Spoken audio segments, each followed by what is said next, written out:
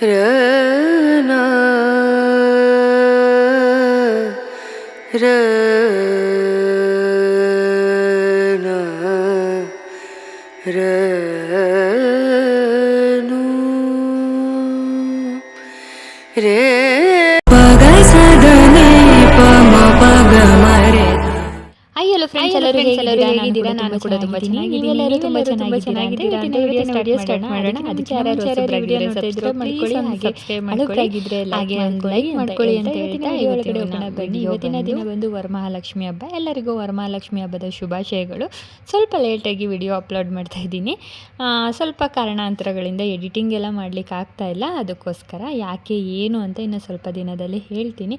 ಹಾಗೆಯೇ ಇವತ್ತಿನ ದಿನ ಬಂದು ಬೆಳಗ್ಗೆಯಿಂದನೇ ವಿಡಿಯೋ ವ್ಲಾಗ್ನ ಕಂಟಿನ್ಯೂ ಮಾಡ್ತಾಯಿದ್ದೀನಿ. ಅಂದರೆ ಇಂದಿನ ವ್ಲಾಗ್ನ ಹಾಗೆ ಕಂಟಿನ್ಯೂ ಮಾಡ್ತಾಯಿದ್ದೀನಿ. ರಾತ್ರಿ ಎಲ್ಲ ನಿದ್ದೆ ಮಾಡಿಲ್ಲ. ಇವಾಗ ಟೈಮ್ ಬಂದು 3:30 ಆಗಿದೆ.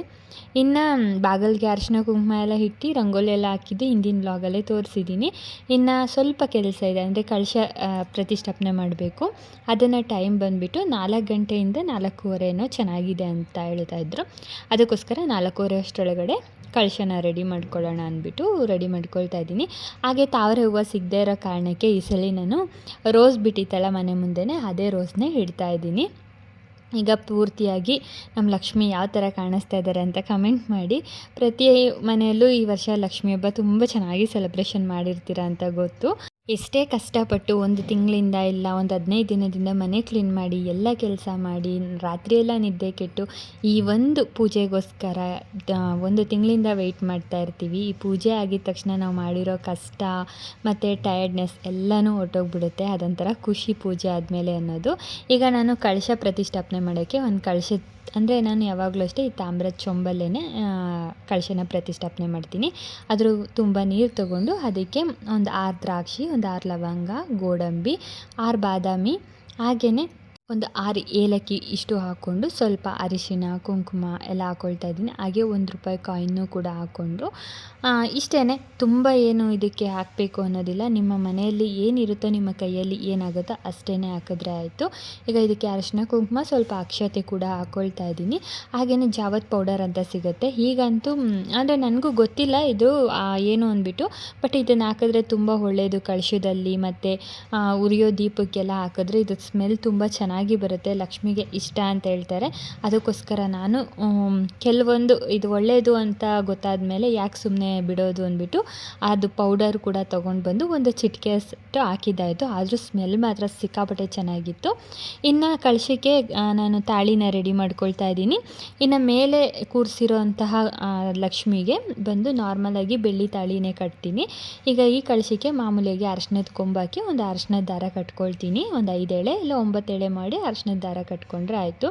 ಇನ್ನು 5 ಎಲೆ ಇಟ್ಬಿಟ್ಟು ನಾರ್ಮಲಾಗಿ ಕಾಯಿ ಇಟ್ಬಿಟ್ಟು ಪೂಜೆ ಮಾಡೋದು. ಇದಕ್ಕೂ ಬೇಕು ಅಂದರೆ ತುಂಬ ಜನ ಮುಖವಾಡಗಳು ಇಟ್ಕೊತಾರೆ. ನಾನು ಒಂದೇ ಮುಖವಾಡ ಇರೋದ್ರಿಂದ ನಾನು ಬರೀ ಕಾಯಲ್ಲೇ ಕುಂಕುಮನ ಕ್ಲೀನಾಗಿ ಬರೆದ್ಬಿಟ್ಟು ಕಳಶನ ರೆಡಿ ಮಾಡ್ತಾಯಿದ್ದೀನಿ. ಆದ್ರೂ ಇದೆಲ್ಲ ಆದಮೇಲೆ ಒಂದು ಮಲ್ಲಿಗೆ ಹೂವು ದಿಂಡು ಹಾಕಿದ್ಮೇಲೆ ಲಕ್ಷ್ಮಿ ಕಳೆನೇ ಕಳೆ ಕಾಯುವಷ್ಟು ತುಂಬ ಚೆನ್ನಾಗಿ ಕಳಶ ಹೂಡಿದ್ಮೇಲೆ ಅಂತೂ ತುಂಬ ಚೆನ್ನಾಗಿ ಕಾಣ್ತಾಯಿತ್ತು.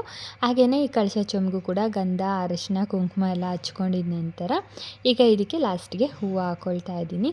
ಹೂವು ಮಾತ್ರ ತುಂಬ ದಿಂಡು ಕಾಣ್ತಾಯಿತ್ತು. ಅಂದ್ರೆ ಪೋಣಿಸಿರೋದಲ್ವ, ದಿಂಡು ಹಾಕಿದರೆ ಅಷ್ಟು ನಮ್ಗೆ ಯಾರಿಗೂ ಬರೋಲ್ಲ ದಿಂಡುಗಳು ಹಾಕೋದಕ್ಕೆ. ಇನ್ನು ಪೋಣಿಸಿ ಈ ಥರ ಹಾಕೋದ್ರಿಂದ ಇದು ಒಂಥರ ದಿಂಡಾಗಿ ತುಂಬ ಚೆನ್ನಾಗಿ ಕಾಣ್ತಾಯಿತ್ತು.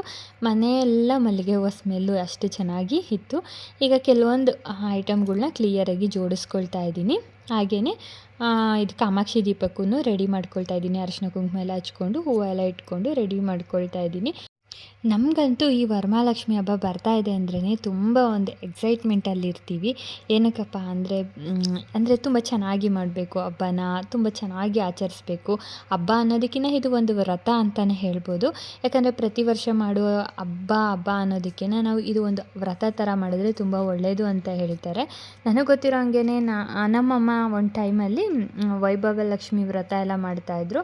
ಆ ಟೈಮಲ್ಲಿ ವೈಭವ ಲಕ್ಷ್ಮಿದು ಬುಕ್ ಎಲ್ಲ ಬರುತ್ತಲ್ಲ, ಇರುತ್ತಲ್ಲ ಅದನ್ನು 9 ಜನಕ್ಕೆ ಕೊಟ್ಟು ಅದೊಂಥರ ಚೆನ್ನಾಗಿತ್ತು. ಆವಾಗ ನಮಗೆ ಗೊತ್ತಿರಲಿಲ್ವಲ್ಲ ಏನೇನು ಮಾಡ್ತಾ ಇದ್ದಾರೆ ಅಂತ. ಒಟ್ನಲ್ಲಿ ಪೂಜೆ ಮಾಡ್ತಾ ಇದ್ದಾರೆ ಅಂತ ಗೊತ್ತು, ಮತ್ತು ಎಲ್ಲರಿಗೂ ಅಡುಗೆ ಮಾಡಿ ಊಟಕ್ಕೆ ಇಡ್ತಾರೆ ಅಂತ ಗೊತ್ತು. ಆದರೆ ಅದೊಂಥರ ಚೆನ್ನಾಗಿರ್ತೈತೆ. ಎಲ್ಲರೂ ಮನೆಗೆ ಬಂದು ಊಟ ಮಾಡಿ ಎಲ್ಲರೂ ಅಷ್ಟೇ ಬಾಯಿ ತುಂಬ ಹಾರೈಸಿ ಎಲ್ಲ ಹೋಗ್ತಾಯಿದ್ರು. ಅದೊಂಥರ ಚೆನ್ನಾಗಿತ್ತು. ಇವಾಗಂತೂ ಹಬ್ಬ ಅನ್ನೋದು ಒಂಥರ ಏನಂತಾರೆ, ತುಂಬ ಆಡಂಬರ ಅನ್ನೋ ಥರ ಆಗೋಗ್ಬಿಟ್ಟಿದೆ. ಬಟ್ ನನಗೆ ಅದೇನು ಗೊತ್ತಿಲ್ಲ, ಅಷ್ಟು ಆಡಂಬರವಾಗಿ ನಾನು ಜಾಸ್ತಿ ಮಾಡ್ಲಿಕ್ಕೆ ಹೋಗಲ್ಲ. ನನಗೆ ಆ ಟೈಮಲ್ಲಿ ದೇವ್ರು ಏನು ಕೊಟ್ಟಿರ್ತಾನೋ ಅಷ್ಟರಲ್ಲೇ ಮಾಡಿ ಮುಗಿಸ್ತೀನಿ. ಇನ್ನು ಸಾಲ ಮಾಡಿಕೊಂಡು ಆ ಥರದ್ದೆಲ್ಲ ಪರಿಸ್ಥಿತಿ ಬಂದಾಗ ಮಾತ್ರ ಮಾಡೋಕ್ಕೆ ಹೋಗಲ್ಲ. ಕೆಲವೊಂದು ಸಲ ನನಗೂ ಅಷ್ಟೇ ಹಬ್ಬ ಮಾಡೋ ಆ ಥರದಲ್ಲಿ ತುಂಬ ಕಷ್ಟಗಳು ಬಂದಿದೆ. ಅಯ್ಯೋ ಹಬ್ಬ ಮಾಡೋದೇ ಬೇಡ ಅಪ್ಪ ಅಂದರೆ ಅನಿಸ್ಬಿಡುತ್ತೆ. ಆವಾಗ ನಾನು ಅಂದ್ಕೊಳ್ಳೋದು, ಒಂದು ಬ್ಲೌಸ್ ಪೀಸ್ ಇಟ್ಟನ್ನು ಈ ವ್ರತನ ಕಂಪ್ಲೀಟ್ ಮಾಡಬೇಕು. ಯಾಕಂದರೆ ಪ್ರತಿ ವರ್ಷ ಮಾಡ್ಕೊಂಡು ಬಂದಿರೋದ್ರಿಂದ ನಿಲ್ಲಿಸಬಾರ್ದು ಅನ್ನೋ ಒಂದು ಇದರಲ್ಲಿ ಸ್ಟಾರ್ಟ್ ಮಾಡ್ತೀನಿ. ಬಟ್ ಆ ಟೈಮ್ಗೆ ಹತ್ತತ್ರ ಬರ್ತಾ ಅದೇನಾಗುತ್ತೆ ಅಂದರೆ, ಬ್ಲೌಸ್ ಪೀಸ್ ಇಡೋ ಜಾಗದಲ್ಲಿ ಸೀರೆನೇ ತೊಗೊಂಡು ಬರೋ ಥರನೇ ಆಗೋಗ್ಬಿಡುತ್ತೆ. ಮತ್ತು ಎಲ್ಲದಕ್ಕೂ ಹಾಗೇ ರೆಡಿ ಆಗ್ತಾ ಇರುತ್ತೆ. ಅಂದರೆ ನನಗೆ ಎಷ್ಟು ಬೇಕೋ ಅಷ್ಟೇ ಮಾಡ್ಕೊಳ್ಳೋದು, ಎಕ್ಸ್ಟ್ರಾಸ್ ಮಾಡೋಕ್ಕೆ ಹೋಗಲ್ಲ. ನನಗೆ ಎಷ್ಟು ಚೆನ್ನಾಗಿ ಕಾಣುತ್ತೆ ನನ್ನ ದೇವ್ರ ಮನೆ ಆಗಲಿ ನನ್ನ ದೇವರಾಗಲಿ ಅಷ್ಟೇ ಮಾಡ್ತೀನಿ.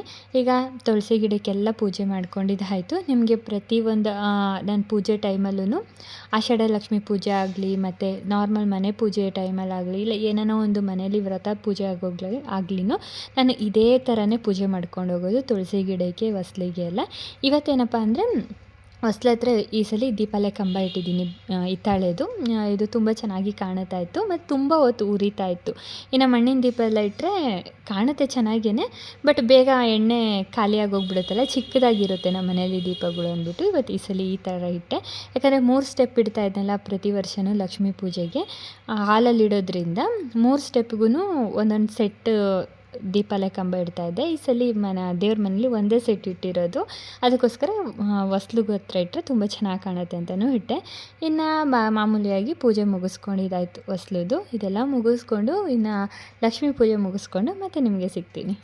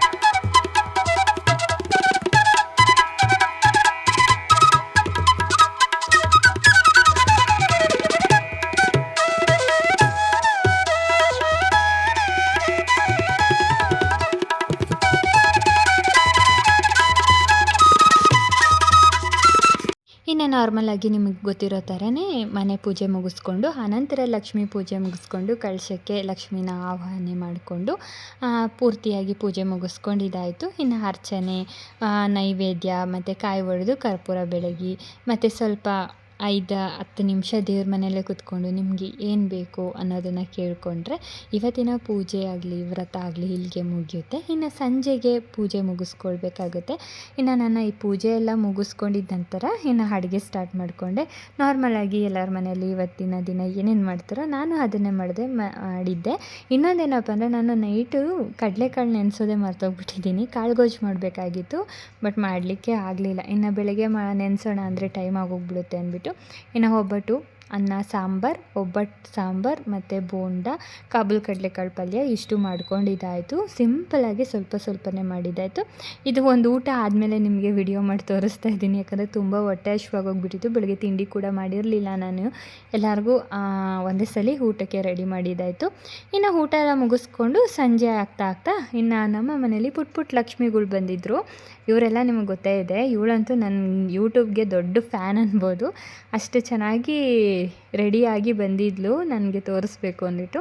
ತುಂಬ ಚೆನ್ನಾಗಿ ಮುದ್ದಾಗಿ ಕಾಣ್ತಾಯಿದ್ರು ಇಬ್ಬರೂ. ಇನ್ನು ಸಂಜೆಗೆ ಪೂಜೆಗೆ ನನ್ನ ಮಗಳು ಕೂಡ ಪೂಜೆ ಮಾಡ್ತಾಯಿದ್ಲು. ಸಂಜೆ ಪೂಜೆ ನಾನು ಮಾಡ್ತೀನಿ ಅಂತ. ಇನ್ನು ಅವಳು ಪೂಜೆ ಆಗಿದ ತಕ್ಷಣ ನಾನು ಪೂಜೆ ಮಾಡಿಬಿಟ್ಟು ಇನ್ನು ಅರಿಶಿನ ಕುಂಕುಮ ತರಲಿಕ್ಕೆ ಹೋಗಬೇಕು. ಮನೆಯಲ್ಲಿ ಅರಿಶಿನ ಕುಂಕುಮ ಕೊಡೋಕ್ಕೆ ಮಗಳಿದ್ದಾಳೆ. ಇನ್ನು ನಾನು ಹೊರಗಡೆ ಹೋಗಿ ಬಂದರೆ ಆಯಿತು. ಈ ಸಲ ಸ್ಪೆಷಲಾಗಿ ಏನಪ್ಪ ಅಂದರೆ ಸರ್ಪ್ರೈಸಾಗಿ ಅಮ್ಮನ ಮನೆಗೆ ಹೋಗಿದ್ದೆ ಕುಂಕುಮ ತರಲಿಕ್ಕೆ ಅಂದ್ಬಿಟ್ಟು. ಯಾಕೆಂದರೆ ಈಗ ನನ್ನ ಫ್ರೆಂಡ್ ಒಬ್ರು ಇದ್ದಾರಲ್ಲ, ಅವ್ರ ಹತ್ರ ಗಾಡಿ ಇರೋ ಕಾರಣಕ್ಕೆ ಎಲ್ಲನೂ ಹೋಗಬೇಕು ಅಂದರೆ ಸಡನ್ನಾಗಿ ಕರ್ಕೊಂಡು ಹೋಗ್ಬೋದು. ಅದಕ್ಕೋಸ್ಕರ ಅಮ್ಮ ಕರೆದಿದ್ರು ಕುಂಕುಮಕ್ಕೆ ಬಾ ಅಂದ್ಬಿಟ್ಟು. ಸರಿ, ಅದಕ್ಕೆ ಅವರು ಕೇಳಿದಾಗ ಹೋಗೋಣ ಅಂತ ಅಂದರು.